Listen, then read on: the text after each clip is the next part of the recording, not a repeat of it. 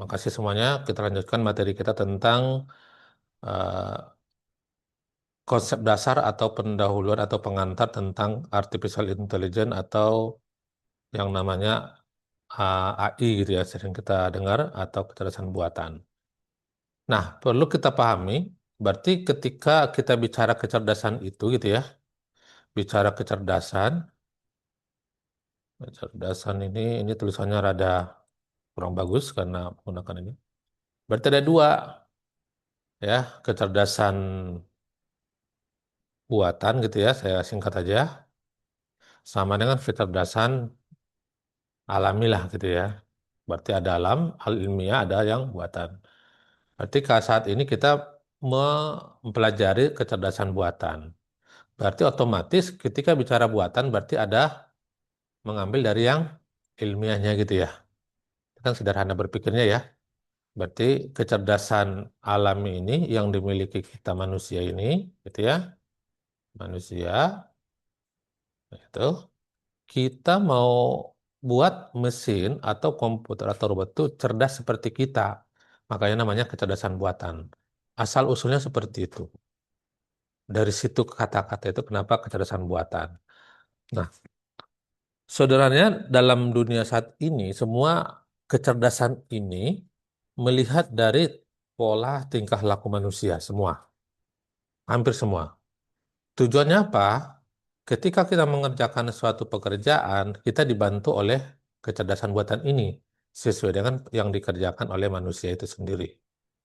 Nah, itu jadi disebut dengan kecerdasan yang kita buat, yang paling tidak sedikit dari kecerdasan manusia kita implementasikan terhadap alat atau ke komputer atau ke mesin atau ke robot itu ya, seperti itu.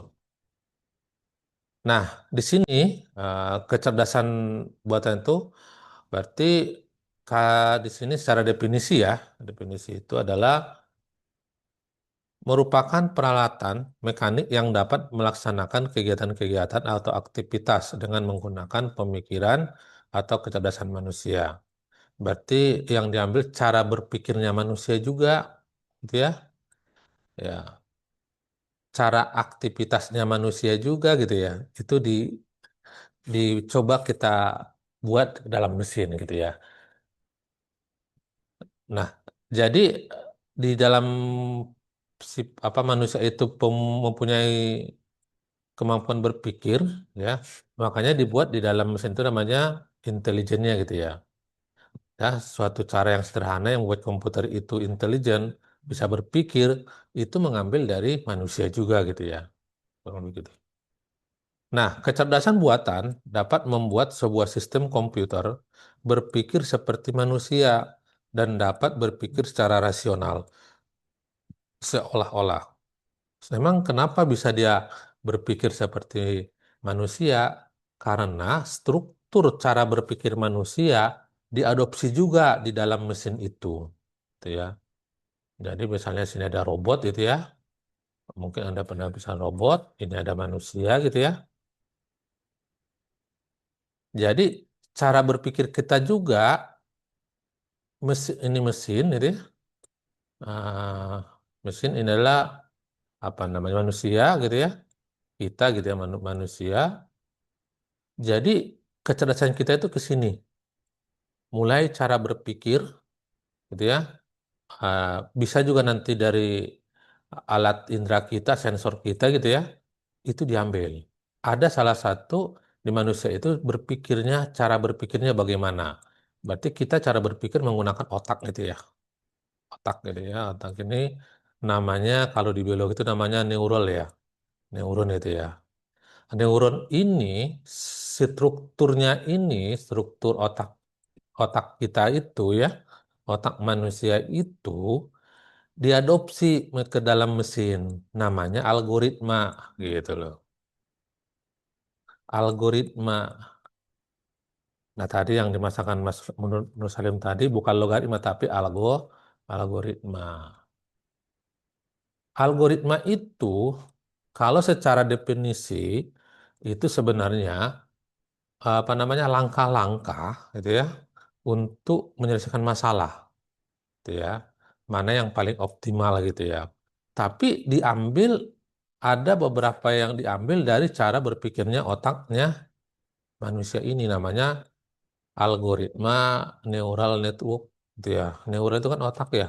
Neural network. Nah, ini tulisannya nggak bagus. Jaringan saraf gitu ya. Makanya ada algoritma jaringan saraf dan algoritma yang lain. Nah, algoritma ya itu dinotasikan dalam bentuk matematika. Nah, nanti ada fungsi, ada mean, ada macam-macam gitu ya, gabung. Makanya namanya algoritma. Nah, ketika saat ini, ketika ada alat atau medsos ataupun apa namanya cerdas, gitu ya, seperti manusia, berarti tidak lepas dari algoritmanya. Makanya banyak orang mengatakan itu algoritmanya sudah bagus gitu ya. Udah keren banget, canggih gitu loh. Algoritmanya yang kita mengikuti cara berpikir manusia tadi gitu. Itu asal usulnya ya, biar tahu kenapa namanya ada kecerdasan buatan itu. Nah, kita bedakan mana komputer cerdas tidak sama dengan membuat simulasi cerdas. Nah, sama. Kalau komputasi cerdas, berarti kita menghitung menggunakan secara dengan konsep manusia tadi, gitu ya. Kalau untuk simulasi, ini apa namanya, apa namanya, membuat simulasi seperti kecerdasan, gitu ya. Jadi apa bedanya? Coba nanti dilihat nanti secara detailnya bedanya apa ya. Kalau nanti kan ini untuk kesimulasinya, mensimulasikan kecerdasan itu dari manusia, gitu ya. Kalau ini komputernya yang cerdas. Nah, oke.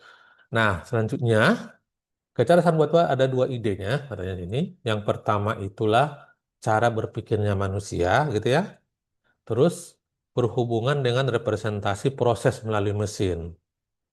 Nah, perhatikan, eh, mungkin di ini pada kerja semua, nanti ada alat, gitu ya. Mungkin terlebih satu ada robot, gitu ya. Robot ini bisa berjalan, gitu ya. Ini ketika dia melangkah, dia tidak ibaratnya melangkah tapi tidak nabrak karena dia punya sensor, ya enggak? Sekarang ada namanya kayak mobil-mobil listrik sekarang kan autonomous drive itu ya. Autonomous car itu kan tanpa tanpa ada apa namanya pengemudinya lah ya, kemudiannya. Nah, manusia juga sama. Ini anggap ini manusianya, ini robot. Saya bilang ini beda ini robot, ini manusia. Manusia, nah ini ada tembok, gitu ya. Ini ada tembok, gitu ya. Dia melangkah, dia juga sama. Dia nggak bakalan hajar terus dalam artian jalan terus ke tembok. Ada sensornya. Nah, jadi cara kerjanya robot ini dengan manusia itu ngambil dari sini, gitu ya. Contohnya apa sensornya? Mata. Oh, dia bisa ngelihat, ya nggak? Jadi bahan masukan terhadap otak. Otak nanti akan mengambil keputusan, oh itu berbahaya, kamu harus belok gitu orang begitu ya. Paham ya? Nah, di sini juga sama di dalam robot ini. Ketika dia mau melangkah, sensornya mengatakan harus udah diset minimal berapa meter atau berapa senti kamu harus belok gitu loh. Nah, ketika mendapatkan sensor, dia akan masuk ke algoritma tadi. Dia akan dibaca gitu ya. Seperti itu dibaca, diputuskanlah bahwa jangan lurus tapi belok gitu loh. Itu sama konsepnya. Jadi semua AI itu ngambil dari sifat atau perilaku atau cara berpikirnya manusia. Itu secara apa ya? Secara ah, kenapa sih kecerdasan membuatan buat namanya gitu ya. Nah, kemampuan untuk memecahkan masalah salah satunya yang dipakai yang digunakan untuk dibuat dalam mesin. Kok bisa dimenyelesaikan masalah ya? Masalah yang rumit kok bisa dikerjakan. Ya sama seperti manusia. Langkah-langkahnya manusia itu seperti apa? Jadi gini, eh, saya mau dari beratnya saya dari Jakarta ke Kalimantan gitu ya. Saya harus alurnya lewat mana dulu gitu loh. Mana dulu, baru berhenti di mana, habis itu berhenti di mana gitu ya. Itu kan alur untuk menyelesaikan masalah biar sampai kita ke tujuan. Nah, konsep itu juga di dalam mesin juga sama. Namanya algoritma tadi. Itu namanya algoritma.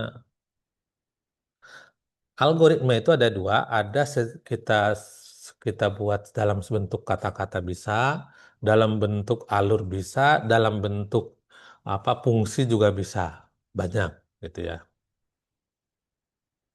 Nah, jadi salah satunya yang digunakan adalah problem solving yang dimiliki manusia. Nah, menurut Winston gitu ya. Nah, ini definisi dari kecerdasan buatan itu. Kalau yang ini nggak harus saya bahas ya, karena menurut pendapat bukunya beberapa orang gitu ya. Ini tahun 84 itu orang si Winston sudah membicarakan buku itu tentang AI gitu ya. Terus lanjut, ini menurut Stuart Russell ya, sama Peter Norvig, ini juga salah satu konsen banyak bukunya tentang AI. Menurut dia, ini adalah yang menurut dia, setelah dia pelajari berdasarkan referensi, menurut dia ini yang namanya AI itu. Bisa berpikir seperti manusia, bertindak seperti manusia, berpikir secara rasional dan bertindak secara rasional. Kan begitu ya?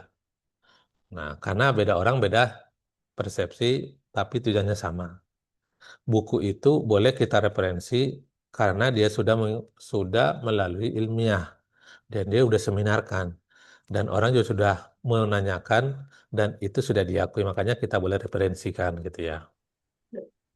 Oke, nah ini ada perbedaan AI sama pemrograman. Ini saya coba ini. Ini adalah AI, ini adalah pemrograman. Nah yang kalau ada di perusahaan itu ini bagian orang komputernya loh, bagian programmernya gitu ya. Atau juga nanti nggak harus komputer, bisa juga nanti di mesin. Itu sudah diprogram gitu ya. Nah, kalau kita lihat dari perbedaannya, gitu ya, yang oke ya,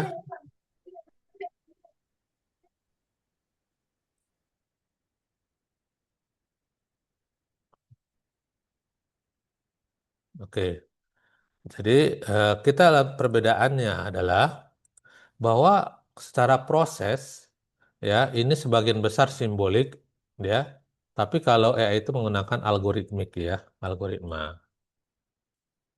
Inputannya, ya, ini harus lengkap ya, ini tidak lengkap. Dan ini lihat di sini secara perbedaannya dari segi aspeknya. Silakan dibaca nanti. Nah, ini biasanya lebih sulit karena data yang kita gunakan itu bisa terstruktur, bisa tidak terstruktur. Tapi yang namanya pemrograman ini biasanya terstruktur. Sudah menggunakan rule base dia. Kalau yang belum rule base dia tidak bisa memproses. Tapi kalau yang namanya AI dia bisa. Itu kelebihannya. AI itu ya tadi saya bilangin seperti ini gambarannya. Ini adalah AI, AI gitu ya. Tadi saya lihat di presentasi kalian ada yang namanya machine learning ya. Machine learning itu di sini. Nah, di sini ya. Ada lagi namanya deep learning lagi kayak gini. Nah, berarti kalau kita bicara tentang machine learning, berarti bagian dari AI. Bicara machine learning berarti semua AI gitu ya. Makanya machine learning itu adalah bagian dari AI. Deep learning itu bagian dari machine learning, tapi secara globalnya masuk ke dalam AI. Nanti ada lagi yang namanya science data di sini. Jadi dia punya punya apa namanya, punya irisan dengan AI, tapi menggunakan ilmu matematika atau statistika gitu ya. Seperti ini. Ada lagi yang namanya nanti expert system, ada lagi yang beririsan dengan AI. Jadi eh, kesimpulannya bicara AI itu tadi banyak menjelaskan kalian itu saya lihat ada ngomong machine learning aja. Makanya machine learning bicara machine learning cara AI. AI itu belajar berdasarkan manusia, nanti proses pembelajarannya itu yang namanya machine learning atau pembelajaran dan belajar terus. Dari mana mengambil kemampuan manusia proses belajar? Anggap nih, ini ada robot lagi tadi, ya, robot. Ini adalah manusia, gitu ya, manusia. Kemampuan mana yang dipakai untuk machine learning? Manusia itu, gitu ya, kita adopsi tadi AI-nya, kecerdasan buatan secara umumnya, tapi kita bisa ngambil cara manusia ini biar cerdas. Nah, makanya umur 1 tahun, 2 tahun, sampai Anda sekarang 30 tahun, 4 tahun, otomatis kan tambah pintar ya, ya kan? Proses kepintaran Anda itu kan belajar, iya nggak? Belajar dari SD sampai SMA, kuliah gitu ya. Belajar, belajar terus-menerus. Nah, proses belajar itu di sini namanya machine learning di dalam robot ini atau di komputer atau dimanapun. Namanya mesin belajar. Karena bicara dengan tentang di luar manusia namanya kan alat. Kita ngomongin mesin. Makanya mesin learning, mesin belajar. Caranya bagaimana? Proses dari manusia ini juga. Di situ belajar, misalnya mata kuliah kita ada bab 1, bab 2 kan pelajari kan. Habis itu Anda dites, bisa apa tidak gitu kan. Lama-lama Anda belajar makin pintar. Sama juga di dalam machine learning ini, kita dikasih belajar ke dia. Dengan apa? Data-data yang sudah ada, biar dia belajar. Nah, gitu konsepnya ya. Jadi, at least ngikutin manusia yang namanya AI itu. Nah, di sini AI itu seperti manusia gitu ya. Nah, bisa introspeksi seolah-olah seperti manusia gitu ya. Perlu teori ilmiah mengenai proses internal dan mekanisme otak. Terus bisa juga eksperimental psikolog dan identifikasi data neurologi. Sampai hari ini gitu ya, belum ada teori yang bisa menjelaskan kecerdasan manusia secara umum. Kenapa? Manusia yang lebih sempurna. Nggak ada yang bisa mendeskripsikan manusia itu seperti apa cerdasnya. Makanya kita tuh baru 0, berapa persen lah yang diambil itu ditaruh di mesin. Tapi seolah-olah saat ini AI itu sudah menurut kita sudah luar biasa gitu ya. Seperti itu ya. Oke, AI bertindak seperti manusia. Nah, ini poinnya. Menurut Alan Turing, seperti apa ya? Can make something ya. Katanya mesin itu dapat berpikir. Can machine behave like manusia. Jadi mesin itu bisa seperti manusia gitu ya. Memiliki kepribadian seperti manusia. Tujuannya apa? Pendekatan ilmiah, lakukan percobaan, lihat perilakunya. Nah, ini poin-poinnya. Tapi nggak harus saya jelaskan satu-satu. Ini ya, ini kan Anda tinggal baca ya, yang ini. Terus lanjut, ada silogism, adalah langkah menyimpulkan pengetahuan. Ini kemampuannya juga secara rasional. Yang dikatakan AI itu bisa berpikir secara rasional, dia bisa silogism, bisa kita buat. Ya, contohnya, perkutut adalah jenis burung. Semua jenis burung bisa terbang. Perkutut bisa terbang. Jadi kayak kayak gini bisa dia ambil kesimpulannya nanti.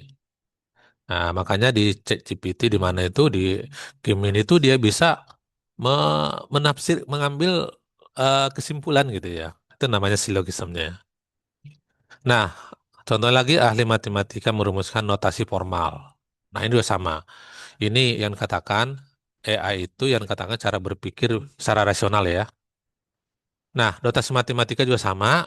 Nah, ini silakan dicoba dibaca ya. Nah, bertindak secara agent.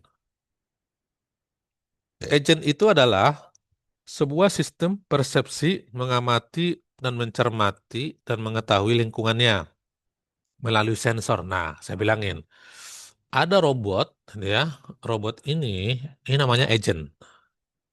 Agent itu makanya nanti ada namanya kemajuan teknologi itu agentic AI namanya. Bukan agent lagi, agentic AI namanya gitu ya. Nah, ini suatu apa? Agent yang bisa mencermati, ya, mengamati, bisa mengetahui lingkungannya melalui sensor untuk mengambil tindakan yang mempengaruhi lingkungan. Sama seperti autonomous car yang tidak ada drivernya itu namanya agentic, ya. Dia agentic itu adalah rational agent. Adalah agent yang melakukan tindakan yang berakibat terbaik, tidak harus melalui proses penalaran. Nah, konsep ini menurut si Russell sama Norvig menjadi konsep utama AI. Nah, mereka sepakat berdua bahwa yang agent ini sama rational agentic itu, menurut dua orang ini yang tadi menurut bukunya, mereka sepakat bahwa itulah konsep utamanya dari agentic AI. Nah, ini contohnya. Nah, silakan nanti nih environment-nya itu, ini namanya agentiknya, alat mau robotnya lah gitu ya. Dia berhubungan dengan sensor, persepnya, pendapatnya, sama action terhadap lingkungannya. Ini ada apektor nih, nah, dalam dirinya. Oke. Nah, ini juga sama bidang-bidang ilmu kecerdasan buatan. Sebenarnya dasarnya kita mau memperdalam AI itu adalah ada ternyata filsafatnya ya. Filsafatnya menurut Aristoteles berhubungan dengan pikiran dengan dunia nyata. Kalau matematika udah jelas merumuskan pemikiran, bisa menggunakan teori probabilitas. Nah, matematika lagi kan batasan komputasi gitu ya. Bisa dengan rumus Fermat, Pascal dan Bernoulli. Nah, kalau di ekonomi mendukung AI itu adalah, nah, di sini bagaimana maksimalkan hasil usaha minim rasional. Itu menurut Adam Smith. Ada lagi hubungannya dengan neuroscience, bagaimana cara otak kerja, jaringan neuron dengan paralelisme luar biasa. Nah, empat ini bidang yang paling yang relate dengan AI gitu ya. Oke, secara psikologi juga ada lagi. Psikologi bagian apa? Cara berpikirnya, rekayasa komputer, bagaimana membangun komputernya, ada teori kendali, bagaimana otonomus ya, otonomus car itu, karena ada kendali, ada sensor. Nah, dia namanya self-regulating feedback. Nah, ilmu bahasa juga ada. Hubungan bahasa dengan pikiran, bahasa dengan pengetahuan, dan komputasional linguistik. AI itu, ChatGPT itu masuk ke sini. Nah, ini linguistik bahasa gitu ya. Dia bisa membedakan. Nah, itu bagian-bagiannya. Tapi menurut prasejarah ini orang-orang yang sangat terlibat di dalam kemajuan AI dunia ini. Ya, oke. Terus ada lagi Dortmund, banyak sekali ya. Ini orang-orangnya. Ini tidak saya sebutkan satu-satu. Materinya udah saya upload di mana? Di kampus ya, silakan di. Nah, ini perkembangannya. Nah, kayaknya nggak terlalu penting kalian perkembangannya menurut saya karena hanya pengenalan kita. Nah, seperti ini. Banyaknya bintang-bintang kecil. Ya, habis itu berkembang terus dia. 1969. Ini perkembangannya. Istilahnya sangat unik karena perkembangan itu bukan di kita, adanya di luar negeri ya. Nah, tahun 80-an sampai sekarang ya ini ya, bisnisnya berarti sudah muncul banyak sistem AI praktis. Jepang dengan proyeknya Fifth Generation atau berbasis Prolog, udah ada ya. Nah, kondisi saat ini adalah, nah ini, The return of neural network menurut Hinton, AI menjadi science. Nah, AI itu menjadi science. Terus pendekatan statistik membawa konkret. Nah, statistik itu saat ini banyak kita pelajari namanya data mining. Data mining itu adalah menambang data. Data itu bisa kita tambang ya. Namanya itu cabang dari AI juga. Nanggap aja lah. Kalian bisa menambang untuk ngambil intinya kan, apa mengambil data, mengambil data. Kalau karena kita bicara data, data yang banyak kita tambang. Setelah kita tambang, kita akan banyak yang namanya insight yang kita dapatkan, pola yang kita dapatkan, begitu ya. Ada juga yang namanya retrieval information. Ini masuk kategori Google. Kalau mungkin ada Google, Anda mau mencari materi AI, Anda tulis query-nya, itu kita ngambil informasi balik namanya. Namanya temu balik information. Namanya information retrieval, gitu ya. Bisa menggunakan Paji juga. Nah, terus ada jargon yang lagi populer adalah intelligent agent, ambient intelligent elite gitu ya. Ini yang paling populer saat ini. Nah, cabang AI itu, nah ini bisa dia mencari seperti Google gitu ya, bisa mengenal pola, bisa merepresentasi, bisa inferensi, bisa pengetahuan penalaran yang masuk akal, common sense-nya gitu ya. Ini cabang AI-nya gitu ya. Ada beberapa. Terus lanjut belajar dari pengalaman AI itu. Dia bisa membuat perencanaan, epistemologi, ontologi, dan heuristik. Sering dipakai seperti itu. Ya.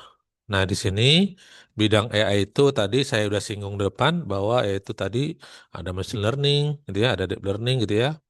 Di sini ada sistem pakar, ada NLP. Sini menggunakan suara. Ketika ada suara, contohnya gini, Anda mau menulis di Google sekarang ada suaranya ya. Oh, coba cari materi ini. Anda pencet yang gambar apa namanya? Yang gambar suara itu. Dia langsung rekam. Itu namanya AI di bidang NLP gitu ya. Seperti itu. Nah, jadi ada lagi apa lagi? Dia bisa mengenal eh, video ini yang dipakai seperti ini. Kan sekarang YouTube itu kan Anda ketika upload ada misalnya lagunya tuh soundtracknya itu berbayar, copyright kan kena kan, dia akan baca otomatis seperti baik lagunya, baik dengan musiknya dia akan tahu, gitu ya. Nah, bisa juga yaitu adalah pengucapan. Nah, mungkin Anda bisa lihat saat ini banyak ada suaranya siapa, orangnya bisa ngikutin gitu ya, gambarnya gitu ya. Ini masuk sini. Pemahaman ucapan itu AI juga yang sering bisa kita dengar gitu ya. Terus ada lagi sistem sensor dan robotika ini sangat banyak kita lihat. Bisa kita pencitraan ini contohnya Anda install aplikasi, Anda mau lihat rumah jarak jauh gitu ya. Apa namanya? Kayak model GPS gitu ya. Juga AI juga menggunakan itu. Ada robot ya, ada juga robot cerdas ini banyak. Jadi hampir semua di bidang itu ada AI-nya hampir semua, makanya ditambang itu jangan ketinggalan kan gitu kan. Kalian juga nanti yang akan apa namanya concern di situ mau nggak mau harus paham AI apa aja yang ada di tambang gitu. Nah, ada komputer PC ini berhubungan dengan citra, pengolahan citra. Pengolahan citra itu kalian, nah kalau foto kita banyak apa namanya mau halus mukanya itu pengolahan citra namanya. Ya, kalau pencitraan itu ini tadi pencitraan dari jarak jauh dari atas dari satelit. Kalau pengenalan pola yang tadi bisa berbasis image, bisa juga berbasis angka. Kalau angka itu Anda yang punya data tadi, Anda mencari polanya seperti apa gitu ya. Terus ada tujuan. Nah, tujuannya menerjemahkan suatu pemandangan, gitu ya. Banyak digunakan untuk kendali produk industri. Nah, ada lagi yang namanya Intelligent Computer Aided Instruction ya. Ini komputer mengajari manusia. Sistem ini mendukung pembelajaran bagi orang yang mempunyai kekurangan fisik atau kelemahan belajar. Jadi ada alat dibantu dengan AI namanya Intelligent Computer Aided Instruction gitu ya. Nah, ada mesin, nah ini yang kalian tadi muncul di presentasi kalian, mesin learning itu adalah otomatis semua 100% mesin learning itu adalah bagian dari AI, gitu ya. Berhubungan dengan sekumpulan metode, nah bicara metode di sini, tadi kan sama, caranya manusia itu pinter gitu ya, dia belajar terus, tahun demi tahun, nah 5 hari kan. Nah, ditransfer apa dikonversikan ke dalam robot itu belajar mesin. Makanya namanya mesin belajar. Ya mesin belajar terus, gitu ya. Untuk mencoba mengajari dan melatih komputer untuk memecahkan masalah atau mendukung usaha pemecahan masalah dengan menganalisa kasus-kasus yang telah terjadi. Seperti itu. Nah, ini pohon aplikasi kecerdasan buatan. Silakan di ini. Ini anggap pohon. Akarnya itu adalah ini. Nah, ini adalah batangnya AI. Ini anggaplah pohon-pohonnya, gitu ya. Nah, ini ringkasannya. Konsep AI, ya, AI itu bervariasi pada dimensi penalaran versus dengan perilaku human dengan ideal rasional aplikasi versus ilmiah. Terus ilmu AI dilandasi dengan macam bidang filsafat, matematika, ekonomi, neuroscience, psikolog, dan rekayasa komputer ya, teori kendali dan ilmu bahasa. Sejarah AI berkembang dari 40-an hingga kini menjadi ilmu yang berbagi sub-bidang industri dengan banyak aplikasi. Iya, tidak bisa kita beri lagi ya. Gitu. Nah, sebagian besar materinya ini udah tuh. Itu gambarannya saat ini yang namanya AI ya. Jadi eh, saat ini yang sangat kita sangat banyak kita temui itu AI itu. Itu asal usulnya. Ada pertanyaan di situ, silakan.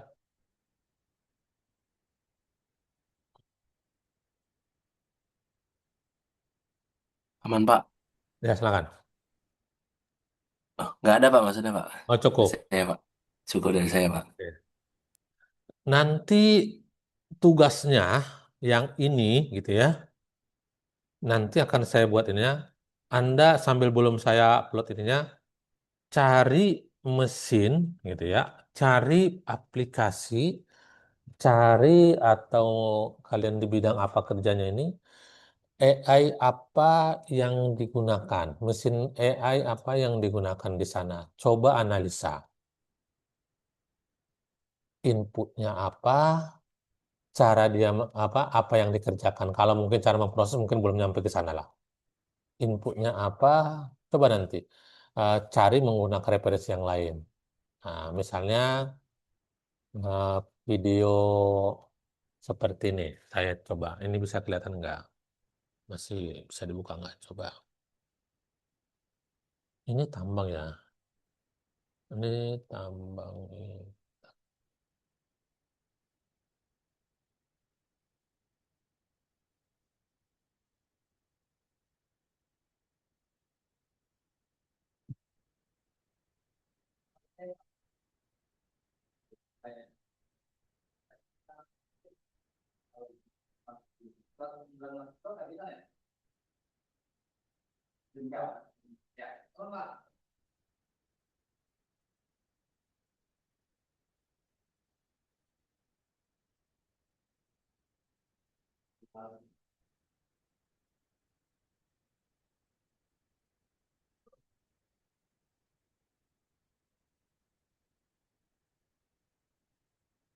Mana? Nah,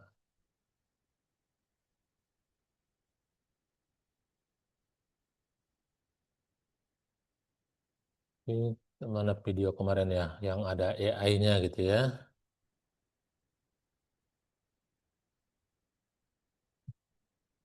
Bisa kedengaran?